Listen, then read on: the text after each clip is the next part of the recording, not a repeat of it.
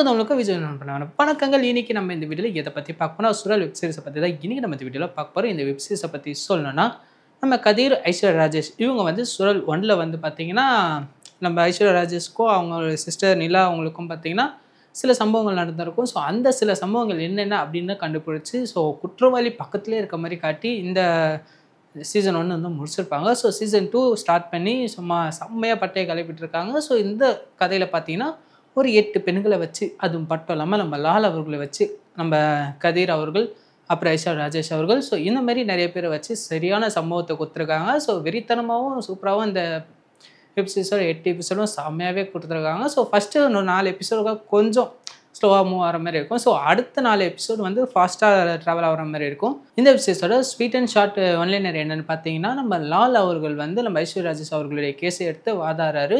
So அவங்க வந்து குற்றவாளி இல்லை, ஏன்னா கடைசியில் வந்து ஒருத்தர் சுட்டிருப்பாங்க. ஸோ சுட்டவன் செத்தவன் கெட்டவனாக இருந்தாலும் ஸோ கொன்னது தப்பு தானே. ஸோ அதனால் ஐஸ்வர்யா ராஜேஷ் மேலே ஒரு குற்றம் இருக்கும். ஸோ அதுலேருந்து நம்ம ஐஸ்வர்யா ராஜேஷ் அவர்களை வெளியே கொண்டு வரதுக்கு நம்ம லால் அவர்கள் வக்கீலாக அப்பாயிண்ட் ஆகிருப்பார். ஸோ அவர் இந்த கேஸ் வாதாடிட்டு இருக்கும் போது நம்ம லால் அவர்களுடைய ஊரில் ஒரு ஃபெஸ்டிவல் நடக்கும். ஸோ அந்த ஃபெஸ்டிவல் அவர்களுக்கு சர்க்கரையாக இருக்க கதிர் அவர்கள் கூட்டிகிட்டு போவார். அங்கே போனதுக்கப்புறம் நம்ம கதிர் அவர்கள் அங்கே நடக்கிற விஷயங்களை பார்க்கும்போது அவருக்கு சீசன் 1ல் நடந்ததாக ஞாபகம் இருக்கும்.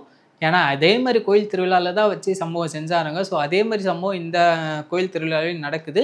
ஸோ நம்ம லால் அவர்களே யாரோ சாவடிச்சிடுறாங்க. ஸோ செத்ததுக்கப்புறம் நம்ம கதிர் அவர்களால் தாங்கிக்கவே முடியல.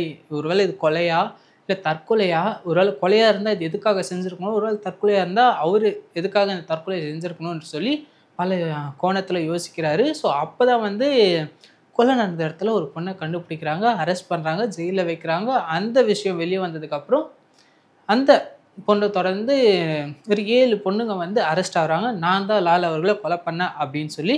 ஸோ அவங்க எல்லாரையுமே ஒன்று சேர்த்து இந்த வெப்சீரிஸ் எந்த அளவுக்கு ட்ராவல் ஆகுதுன்னு சும்மா விறுவிறுன்னு காட்டியிருக்காங்க. உண்மையாகவே நம்ம லால் அவர்கள் எதுக்காக கொலை பண்ணியிருப்பாங்க, இல்லை அவர் தற்கொலை தான் பண்ணிக்கிட்டாரா? ஸோ இந்த மாதிரி ட்ராவல் நிறையவே கொண்டு போயிருக்காங்க. ஸோ இந்த பொண்ணுங்களாம் சேர்ந்து தான் நம்ம லால் அவர்களை கொண்டாங்களா, இல்லை வேறு யாராவது நம்ம லால் அவர்களை கொண்டுட்டு இந்த பள்ளியை வந்து இந்த பொண்ணுங்க ஏற்றுக்கிறாங்களா? ஏன்னா ஒரு கொலையை வந்து 8 பேருமே பண்ணதாக வந்து ஒத்துக்கிறது சாத்தியம் இல்லாத ஒன்று. ஸோ 8 பேருமே நான் தான் கொலை பண்ணேன் அப்படின்னு வந்து சரண்டர் ஆகிறாங்கன்னா இதுக்கு என்ன மோட்டிவேஷனாக இருக்கும்? ஸோ அந்த மாதிரி கொடுத்து கொஞ்சம் கன்ஃபியூஷனில் தான் கொண்டு போகிறாங்க. ஸோ இந்த மாதிரியான விஷயங்கள்லாம் ட்ராவல் ஆகுது. இந்த வெப்சீரிஸை பற்றி சொல்லணும்னா, நம்ம ஐஸ்வர்யா ராஜேஷ் அவர்கள் வந்து ஜெயிலில் தான் இருக்காங்க. அவங்களால வெளியே வர முடியாத காரணத்தால் இல்லை இப்போ இருக்க ஜெயிலில் தான் இருந்தாங்க. ஸோ நம்ம ஐஸ்வர்யா ராஜேஷ் அவர்களை வெளியெடுத்து தான் நம்ம கதிர் அவர்களும் லால் அவர்களும் படாத பாடுபடுறாங்க. ஸோ அப்போ தான் நம்ம லால் அவர்களுடைய ஊரில் திருவிழா நடக்கும். ஸோ அப்போ கதிரை கூட்டு போயிட்டு அங்கே சில விஷயங்கள்லாம் பேசிட்டு ஒரு மாதிரி ஜாலியாக தான் இருப்பாங்க. ஸோ அப்போ தான் நம்ம லால் அவர்கள் இறந்துறாரு.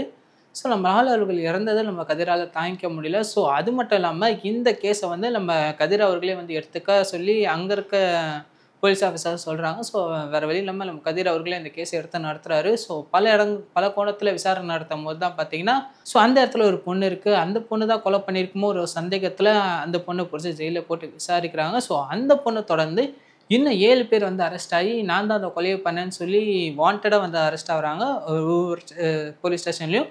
ஸோ அப்படி எல்லாருமே சேர்ந்து ஒரு இடத்துக்கு வர சம்பவம் தான் நம்ம ஐஸ்வர்யா ராஜேஷ் அவர்கள் இருக்க ஜெயிலுக்கு. ஸோ வேறு வழியில், ஏன்னா ஈவினிங் 6 o'clock மேலே எந்த ஒரு பொண்ணும் போலீஸ் ஸ்டேஷனில் இருக்கக்கூடாது என்ற அடிப்படையில் அனைத்து பெண்களையுமே இந்த ஜெயிலுக்கு கொண்டு வந்து விட்டு விட்டார்கள். ஸோ சிறை விட்டு விட்டார்கள். ஸோ அங்கே நம்ம ஐஸ்வர்யா ராஜேஷ் இருக்காங்க. ஸோ அவங்கள பார்த்துக்க சொல்லி நம்ம கதிர் அவர்கள் ஐஸ்வர்யா ராஜேஷ் அவர்கள்கிட்ட வந்து சொல்கிறாரு. ஸோ எப்படியாவது பேசி ஒரு உண்மையை வாங்கணும்னு சொல்லி ஸோ நம்ம ஐஸ்வர்யா ராஜேஷ் அவர்களும் அவங்க கூட நட்பாக இருக்க ட்ரை பண்ணுறாங்க. ஸோ உண்மையாகவே அவங்க தான் இந்த கொலையை பண்ணாங்களா இல்லையான்னு நம்ம ஐஸ்வர்யா ராஜேஷ் அவர்களுக்கே தெரியல. ஸோ அப்படி பண்ணியிருந்தால் எதுக்காக பண்ணியிருக்கணும் அப்படின்னு தெரிஞ்சுக்க ரொம்ப ஆவலாகவே காத்துட்ருக்காங்க நம்ம ஐஸ்வர்யா ராஜேஷ் அவர்கள். ஸோ அதை தாண்டி இன்னும் முக்கியமான கேரக்டர் நம்ம மஞ்சுமா மோகன் அவர்கள். ஸோ இவங்க வந்து ஃப்ளாஷ்பேக்கில் வராங்க. ஸோ ஃப்ளாஷ்பேக்கில் வர சீன்ஸில் பார்க்க ரொம்ப அழகாகவும் இருக்காங்க. அவங்களோட லவ் ஸ்டோரியுமே ரொம்ப நல்லாவே இருக்குது. ஸோ நம்ம மஞ்சுமா மோகன் அவங்களுக்கும் ஒரு லவ் ஸ்டோரி தான். ஸோ அவங்களும் ஒரு ஒய்ஃபு அப்போ அப்படி இருப்பாங்க. ஸோ அப்படி ஒரு லவ்வாக இருந்தவங்களுக்கு ஒரு சின்ன பிரச்சனை ஆகுது. ஸோ அந்த பிரச்சனையில் ஒரு சில விஷயங்கள் நடந்து நம்ம மஞ்சுமா மோகனோட வாழ்க்கை மொத்தமாக மாறிடுது. ஸோ இவங்க தனக்காக இல்லாமல் மற்றவங்களுக்காக வாழ ஆரம்பிக்கிறாங்க. ஸோ அப்படி ஒரு ட்ராவல் வந்து ரொம்ப சஸ்பென்ஸாகவும் ரொம்ப சூப்பர் கேரக்டர் வந்து. ஸோ அந்த கேரக்டர் வந்து மோஸ்ட்டாக வெளியே சொல்லக்கூடாது, ஏன்னா முக்கியமான சஸ்பென்ஸ் கேரக்டர் அது இருக்கிறதுனால கண்டிப்பாக பார்க்கும்போது செம்மையாக என்ஜாய் பண்ணிங்க. ஸோ உங்களுக்கு ஆவலம் வந்து தூண்டிவிடும். ஸோ அந்த மாதிரி கேரக்டர் நம்ம மஞ்சுமா மோகன் அவர்கள் வந்திருக்காங்க. பார்த்தீங்கன்னா பயங்கரமாக என்ஜாய் பண்ணுங்க. ஸோ ஒரு போராளியாக நம்ம மஞ்சுமா மோகன் அவர்கள் வந்திருக்காங்க. அந்த மாதிரி ஒரு கேரக்டர். ஸோ அதை தொடர்ந்து நம்ம ஐஸ்வர்யா ராஜேஷ் அவர்கள் பார்த்தீங்கன்னா அவங்களுடைய ஸ்க்ரீன் ப்ரெசென்ட் வந்து ரொம்ப சூப்பராகவே கொடுத்துருக்காங்க. ஸோ ஜெயிலில் இருக்கதா இருக்கட்டும், ஸோ ஒரு கொலை பண்ணதுக்கப்புறம் அந்த கொலை நம்ம தான் பண்ணோமோ, ஒரு உயிரை எடுத்துட்டோமோன்ற அந்த உறுத்தல் வந்து அவங்கள தூங்க விடாமல் பண்ணுறது ரொம்பவே இதுவாக இருக்கும். ஸோ அந்த ஜெயிலில் அவங்களுக்கு ஒரு ஃப்ரெண்டு கிடைப்பாங்க. ஸோ அந்த ஃப்ரெண்டோட பர்ஃபார்மன்ஸும் அவங்கள ஆக்டிவிஸும் ரொம்பவே நல்லாவே இருக்கும். ஸோ இந்த படத்தில் வந்திருக்க அந்த 8 பெண்களுமே வந்து அவங்களோட ஆக்டிவைஸ் ரொம்பவே நல்லாவே இருக்கும். ஸோ ஒவ்வொரு பெண்ணுமே ஒவ்வொரு ஜாபில் இருக்க மாதிரி காட்டியிருப்பாங்க. ஒரு பொண்ணு வில்லேஜில் இருக்க மாதிரி, இன்னொரு பொண்ணு வந்து வக்கீலாகவும், இன்னொரு பொண்ணு வந்து டான்ஸராகவும், ஒருத்தவங்க வந்து வாலிபால் பிளேயராகவும். ஸோ இந்த மாதிரி வந்து நிறைய இடங்கள்ல நிறைய விஷயங்கள் பண்ணிகிட்டு இருக்க மாதிரி காட்டியிருப்பாங்க. ஸோ இவங்க எல்லாருமே அசம்பிள் ஆகிற ஒரு இடத்துல இவங்களுக்குள்ள எந்த ஒரு கனெக்ட்டுமே இல்லை. ஏன்னா ஒருத்தருக்கு ஒருத்தர் எந்த ஒரு பேச்சுவார்த்தையுமே இல்லை, ஃபோன் ட்ராக் பண்ணாலும் ஒன்றுமே இல்லை. ஸோ எந்த ஒரு விதத்துலையுமே எங்களுக்குள்ள சம்மந்தமே இல்லாமல் இருக்குது அப்படின்னு நம்ம கதிர் அவர்கள் யோசிச்சுட்டு இருக்கும்போது அவங்களுக்கு விடை தெரியாத ஒரு விடையில தான் சுற்றிட்டு இருக்காங்க. ஸோ அவங்க கண்டுபிடிச்சாங்களா இல்லையா, இந்த லால் அவர்களுடைய கொலைக்கு பின்னாடி என்ன ஒரு சம்பவம் இருக்குது அப்படின்றது ரொம்பவே அவளை வந்து தூண்டி விடுற மாதிரி தான் இருக்குது. ஸோ அதே தாங்க நம்ம சீசன் 1 எப்படி பார்த்தோமோ அதே மாதிரி தான் சீசன் 2லேயும் கொடுத்துருக்காங்க. சுற்றி கொலையாளி பக்கத்துலேயே இருக்க மாதிரி தான் இதுலேயும் வந்து சுற்றி பார்க்கும்போது கொலையாளி பக்கத்துலேயே இருக்காப்புல. ஸோ அந்த கொலையாளியை கண்டுபிடிச்சதுக்கப்புறம் இந்த சீசன் வந்து முடியுது. ஸோ அடுத்த சீசன் வரும்னு நினைக்கிறேன். அது மட்டும் இல்லாமல் இந்த வெப் சீரிஸில் நம்ம கதிர் அவர்கள் கூட நம்ம சரவண அவர்களும் ட்ராவல் பண்ணுறாரு. ஸோ நம்ம சரவண அவர்கள் தான் வந்து அந்த இடத்துல வந்து இன்ஸ்பெக்டராக இருப்பார். ஸோ நம்ம கதிர் அவர்கள் வந்ததுக்கப்புறம் இந்த கேஸ் அவங்களே ஹேண்டில் பண்ண சொல்லும் போது இவருக்குள்ளே இருக்க ஈகோ வந்து இதுவாகிடும். ஸோ நம்ம இருக்கும் போது இன்னொருத்தவ கூட இந்த கேஸ் எடுத்து நடத்தும் அப்படின்ற மாதிரி. ஸோ நம்ம கதிர் கூடயே இவர் வந்து ட்ராவல் ஆகுது. ஸோ ஒவ்வொரு இடத்துலையும் போகும்போது இவரோட கோபம் அந்த இதுவெல்லாம் ரொம்ப இதுவாக இருக்கும். ஸோ அது மட்டும் இல்லாமல் நம்ம சரவணன் அவர்களுக்கு இன்னொரு இம்பார்ட்டண்டான ரோல் கொடுத்துருக்காங்க. ஸோ அதுலேயும் அவரோட ஆக்டிங்ஸ் ரொம்பவே நல்லாவே பண்ணியிருக்காரு.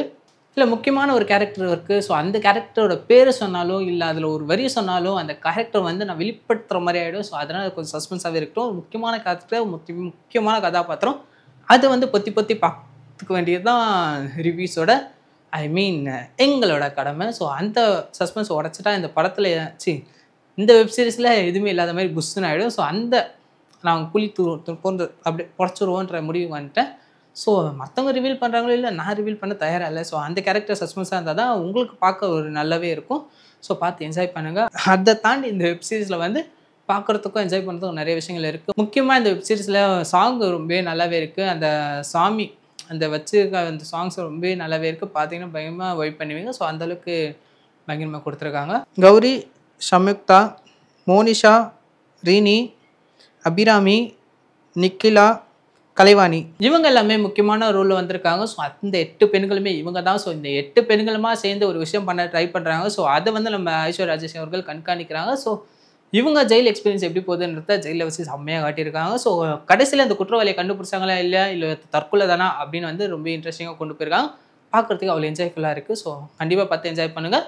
இந்த எபிசோட டேரக்டர் பிரம்மாஜி, அருண் சரண், முருகையன் இவங்களோட டேரக்ஷனுக்கு ரொம்பவே நல்லா இருந்தது. முக்கியமாக வந்து இந்த வெப்சீரிஸை வந்து வெப்சீரிஸாக பார்க்காம படமாக பார்த்தா எப்படி இருக்குமோ ஸோ அந்த மாதிரி தான் கொடுத்துருக்காங்க. ஆக்ஷன் சீன்ஸாக இருக்கட்டும், அதுக்கப்புறம் வந்து சாங்ஸாக இருக்கட்டும், இது எல்லாமே பார்க்க அந்தளவுக்கு நல்லாவே இருந்துச்சு. லைவாகவும் இருந்துச்சு, என்ஜாயபுளாகவும் இருந்துச்சு. ஸோ பார்த்தீங்கன்னா அந்தளவுக்கு ஃபன்னாகவும் என்டர்டைன்மெண்ட்டாகவும் ஃபுல்லாக வந்து சஸ்பென்ஸ் ட்விஸ்டாக கொண்டு போயிருப்பாங்க. ஸோ அந்தளவுக்கு சஸ்பென்ஸை வச்சு இந்த படத்தை வந்து ஒவ்வொரு எபிசோடும் இந்த எபிசோட்ஸ் வந்து அந்தளவுக்கு சூப்பராக கொண்டு போயிருக்காங்க. ஸோ இவங்களோட டேரக்ஷனும் ரொம்பவே நல்லாயிருக்கு. இந்த எபிசோட்ஸோட மியூசிக் வந்து சாம்சிஸ் பண்ணியிருக்காரு, உண்மையே நல்லா இருந்துச்சு. ஸோ கேட்கவும் அந்தளவுக்கு வைப் பண்ணுற இருந்துச்சு. ஸோ அதுக்கு குறைச்சல் இல்லாமல் டிஓபி ஒர்க்காக இருக்கட்டும், இல்லை எடிட்டிங் ஒர்க்காக இருக்கட்டும், இது எல்லாமே வந்து பர்ஃபெக்டாக கொடுத்து இந்த கட் அண்ட் ஸ்வீட் அப்படின்ற மாதிரி இந்த வெப்சீரிஸோட ஒவ்வொரு எபிசோடும் நல்லாவே கொடுத்துருக்காங்க. பார்த்தீங்கன்னா பயங்கரமாக என்ஜாய் பண்ணுங்க. இந்த வீடியோ உங்களுக்கு பிடிச்சா லைக் பண்ணி ஷேர் பண்ணுங்கள். மறக்காம சப்ஸ்கிரைப் பண்ணி கூட பார்த்து பெல் ஐகானை ப்ரெஸ் பண்ணுங்கள்.